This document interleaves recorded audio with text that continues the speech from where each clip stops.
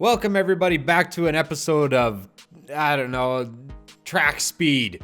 This is where we break down what's happening in the industry, make some predictions of what's going to happen for next year, and do a little bit of critiquing. All right, you guys know the drill. Have your cheap beer ready. We got a big conversation today.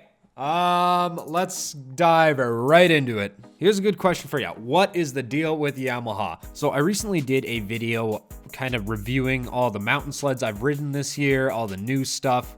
And the questions that I got were, why not review the Sidewinder? Why not review the 2019 Hardcore? Why not compare them?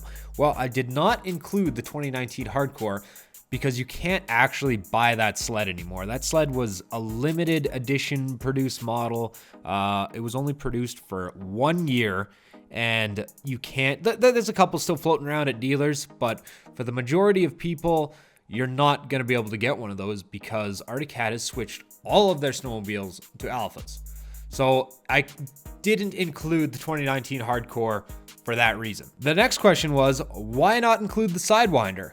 Well, same thing. Yamaha does not make a mountain Sidewinder for 2020. And Yamaha is kind of in a league of their own when it comes to snowmobiles.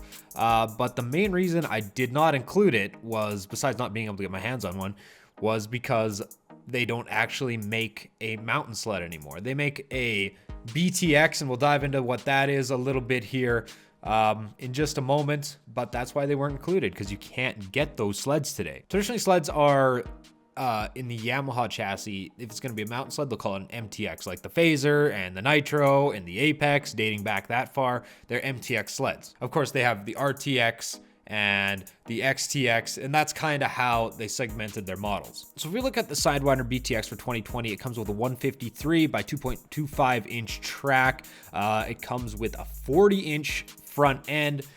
And you know what? 10 years ago, this would have passed for a mountain sled. Those were the kind of tracks we were seeing 10 years ago. Those were the kind of widths we were seeing in the front end 10 years ago. But today, it's kind of more like a souped up crossover. It kind of, if you're going to compare it to today's sleds, it sits in this weird place where it's like almost beyond what a crossover is, but it's not giving you those values that a modern mountain sled is giving you. Yes, of course, it has the turbocharged 4-stroke engine right out of the factory, but with the way that's set up, is that thing going to outclimb an RMK, a Summit, an Alpha? No way. Not with that track. It's just not going to happen. Are you going to be able to ride in the trees like an RMK does? If you're really good, maybe, but you know, that's a heavy unit, and it's got, in addition to that, a 40-inch wide stance. It's like a souped-up crossover that you can do the mountains with, but it kind of feels like this sled is more at home in that cross-country terrain rather than in the mountains. So, is the Sidewinder BTX a mountain sled? Kinda. Oh no, this is going to be a long video. I got so much more stuff to cover. But better sit in. You better hit that subscribe button if you haven't. You might need another one of these too. So to tell the story about what I think Yamaha is going to do today, let's go over a little bit of Yamaha history over the past 20 years or so. You know, the early 2000s roll around and Yamaha says, okay, we are going to switch all our technology to 4-stroke technology in all of our snowmobiles. They're clean burning, they're reliable. We're gonna make that change.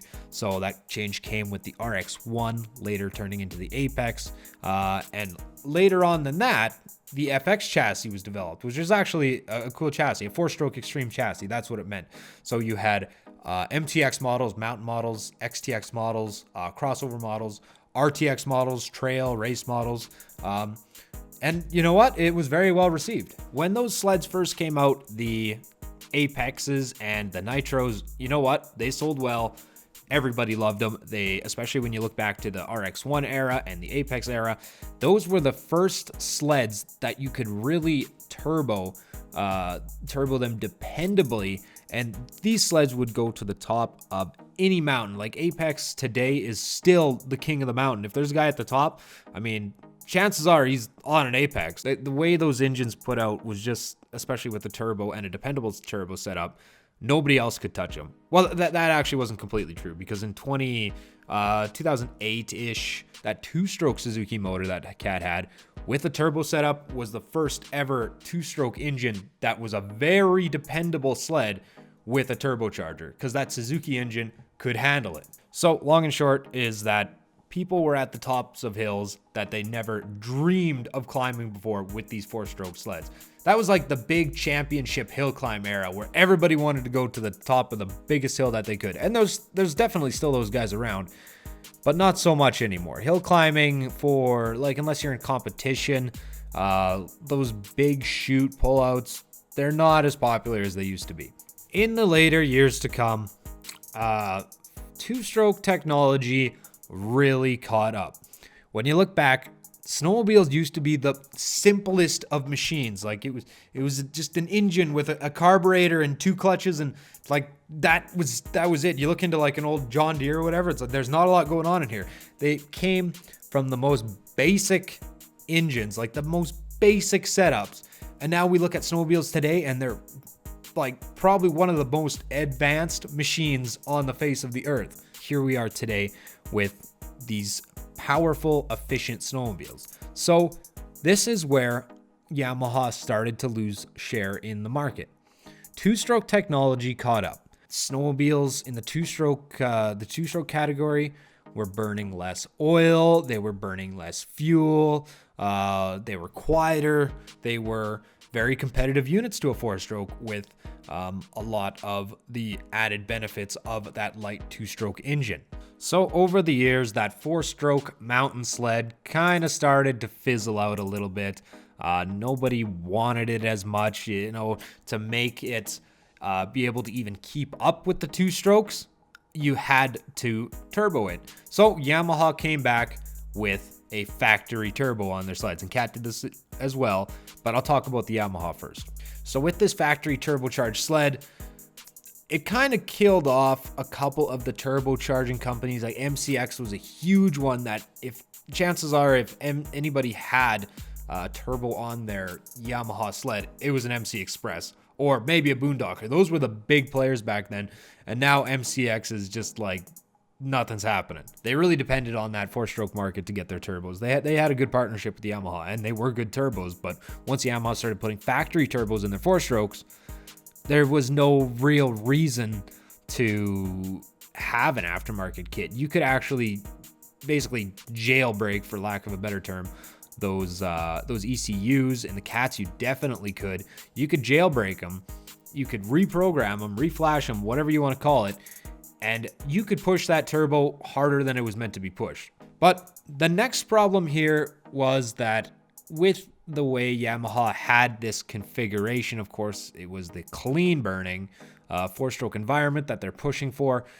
But now with the technology that they need to include to keep up with two-stroke mountain sleds, they kind of started to price themselves out of the market. I could go full seasons pretty much riding in the mountains as much as I do without seeing a Yamaha sled at all. I can't actually remember the last time I saw a mountain sled that was a Yamaha up on the hill. But of course, I don't ride Boulder, and that's generally where those guys tend to go. There's big hills, there's turbo, there's sugar, there's super. There's lots of places where those guys can go up and climb, but now they're competing with two-stroke turbos too. Of course, if I just rode the trails and I didn't do any mountain riding at all or very little bit, I'd probably buy a four-stroke. I would definitely buy a four-stroke for the trails anyway. That range of power that you have that awesome low-end torque, and especially with those factory turbochargers, those things on the trails, like, they gotta be rockets. I've never ridden one before, not a turbocharged one anyway. I have ridden a turbocharged Apex, a turbocharged Nitro, even a turbocharged PHAZER back in the day that you saw a lot more of those sleds around. So that brings us where we are today with Yamaha. They're kind of in a weird place where they're on the verge of pricing themselves out of the market. They're a big, heavy sled, and the push right now is that everybody wants that high power, low rate. So they want that good power to weight ratio. Of course, Yamaha has the power, but it's just too heavy of a sled for most people to throw around. I'm like 170 pounds. I can't ride one of those in the mountains, not like in the trees and stuff like I love to do. There, like, especially when you look at the BTX, there's no way I'd be able to handle that thing in the trees. I'm only this big. So beyond the reasons I already mentioned, and Kat went through this too, and they're still going through this, is that Yamaha has an inventory problem. So that's one of the reasons, and that's, I guess, the official reason that they cut back on product for this year. Instead of releasing a bunch of new sleds, they actually cut it back a little bit and said, okay, this is what we're going to build for this year, and this is what we get. We got to try to clear out old inventory. That's the official story anyway. Like, I've talked to dealers who carry the Yamaha snowmobile as their primary product line in the snowmobile world, and I ask them, like, yeah, now how does Yamaha do for you? Like, and over the past couple of years, and I talked to a salesman there, and we sold 2. So people just are not wanting them as much anymore. I remember even when we had those 1100 turbos at the shop, on the Arctic Cat side, it was like the first year they were hot. They sold out, not a problem. But by 2013, when that rolled around, they started to slow down.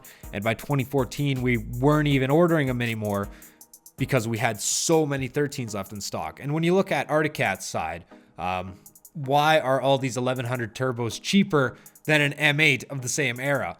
Nobody wants them. That's why they're cheaper. They were more expensive at the time. But why are they all priced so well now? Nobody wants them. So I know Yamaha reps, of course, but I can't get any information out of them. So here's a couple rumors that I've heard through the grapevine. I'm not sure if they're true. These are just rumors at this point.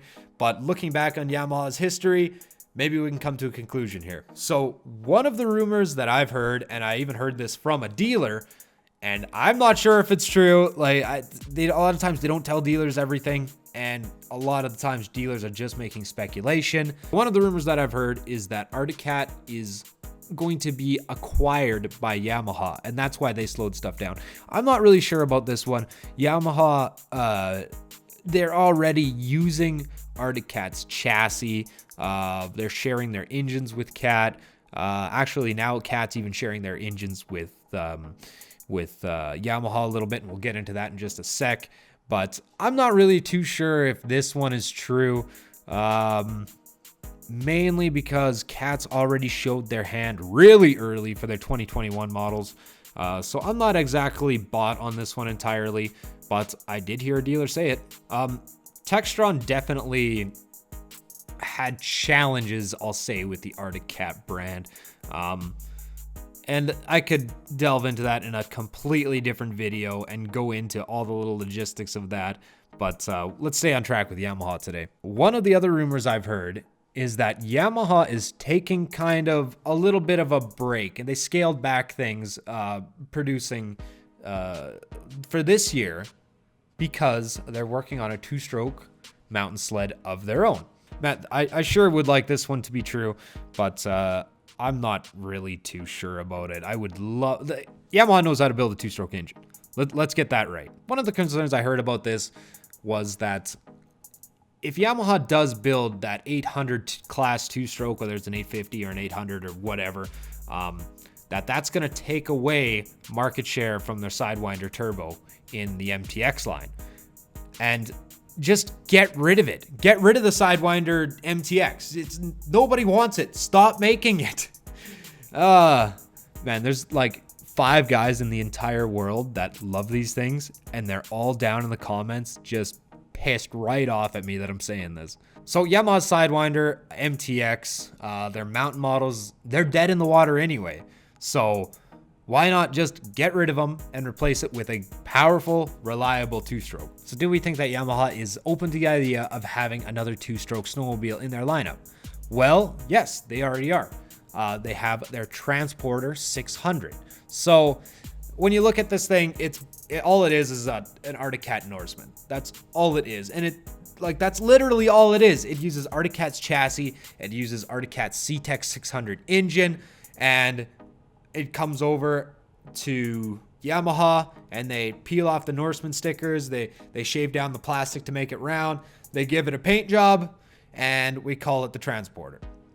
So very little of their technology is actually being used in this series, but it does kind of show that, all right, we're open to the idea of two-stroke technology in our snowmobiles again, especially in the mountain segment. I think the Sidewinder is a great crossover trail machine. I think it's great for that. A four-stroke turbo, it's like you can't beat that.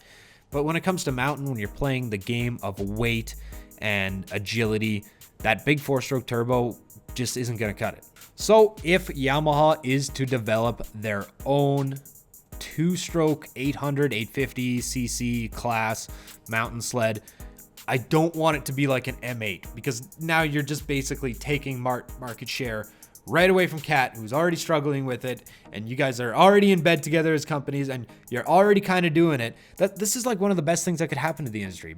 Yamaha coming back and say, all right, we're hitting back with a two-stroke mountain sled. I just don't want it to be a M8 replica. If all they do is what they did with the Norseman and the Transporter, is they just take an M8 and we go, we'll shave down the plastic here a little bit, we'll put on our own windshield that's got that little bevel in it, and we'll paint it blue.